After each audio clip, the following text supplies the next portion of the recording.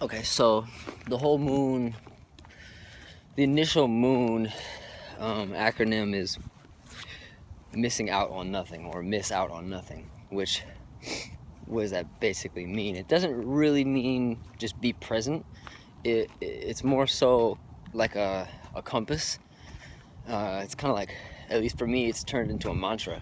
Like, at this intersection, for me, I get intersection anxiety, where it's like I'm at a four-way intersection, and it's the intersection itself that has brought me anxiety, which I think is rooted in some childhood trauma, just in terms of like fast-paced lifestyle and like having to make a choice quickly and not being able to. But so the mantra of, you know, this or that, this or that. Well, in making your choice, what don't you want to miss out on? So there has to be, you know, some tuning into that muscle, to that instinct of priority. So much of modern advertising and marketing is geared at making you think that you'll be missing out if you don't buy this product, tune into this show, come to this event, etc., etc. It's not advocating choice. It's rather advocating avoidance. It's not saying, it's not giving you options. It's literally, it's a threat of sorts. It's making you worry about what it will be like if you don't do it. Which I think it immediately instigates shadow self, because it immediately instigates fear from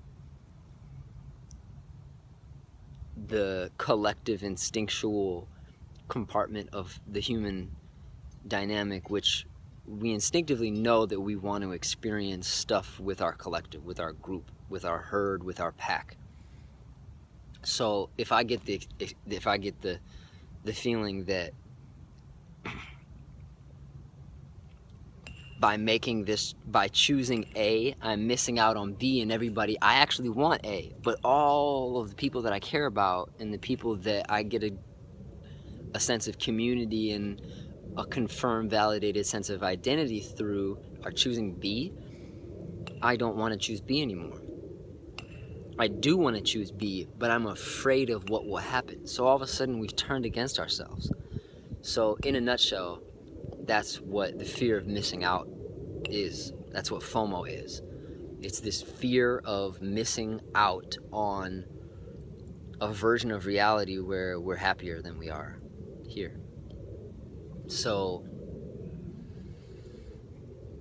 Abraham Hicks talks about, you know, you can't get there from here. You have an ideal reality. You have an ideal version of, you know, an alternate timeline where, like, you're where you're at and you're like, fuck, I hate where I'm at. I don't like where I'm at. This place sucks. Like, my shoes are untied. I can't pay my bill, and da-da-da. And all of a sudden this list stacks up against you of, like, reasons why where you're at isn't popping. Reasons why where you're at isn't where you want to be. And so in making that list, it's vibrational weight in what she refers to as your vortex, but it's vibrational weight in your mind, in your field, in your electromagnetic biosphere of, in that list, in creating that list of things, of reasons why now isn't it. It's making the teeter-totter uneven, not teeter-totter, is that what it's called? Teeter-totter? I think it's called teeter-totter. But it's making the scale imbalanced for, basically it's like, yo, you're making a case for why now is wrong, but you can't get to where the version that is right comes from now being wrong. So what Esther talks about, Abraham, if y'all don't know who Abraham Hicks is, what she talks about though is you can't get there from here. So you can't make now wrong and expect to make next better than now from now being wrong. So you have to develop acceptance.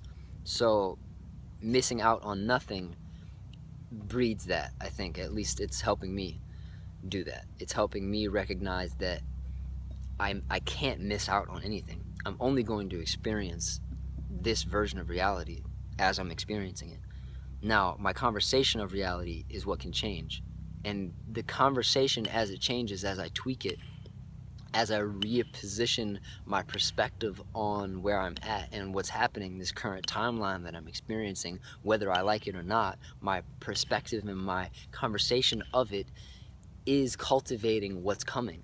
So it is, in fact, my lens of how I'm seeing the intersection, instead of allowing and it's not even about, like, instead of just allowing the anxiety of the situation to overwhelm me. Well, sometimes it does, and sometimes that's just what happens, and that's just what happens for me. Sometimes I'm in 7-Eleven, and, well, I remember one time I was in 7-Eleven, I was just like, this or that, and then I was getting something for somebody in the car, and I was like, well, I don't know if they wanted this one or that one, and there's two different versions, and all of a sudden I had this conversation that was like a speeding racehorse in my head, and I had this anxiety building up, and all of a sudden I was so out of tune with now. I was so in my head about a conversation of now.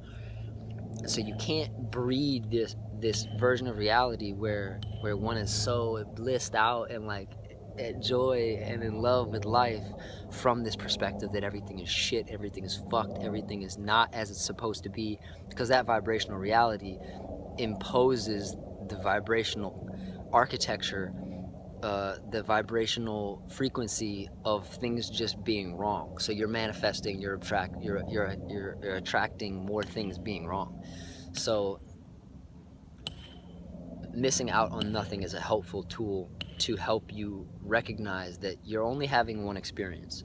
It's how you perceive that experience that's going to determine how the experience continues or changes. So yeah, miss out on nothing.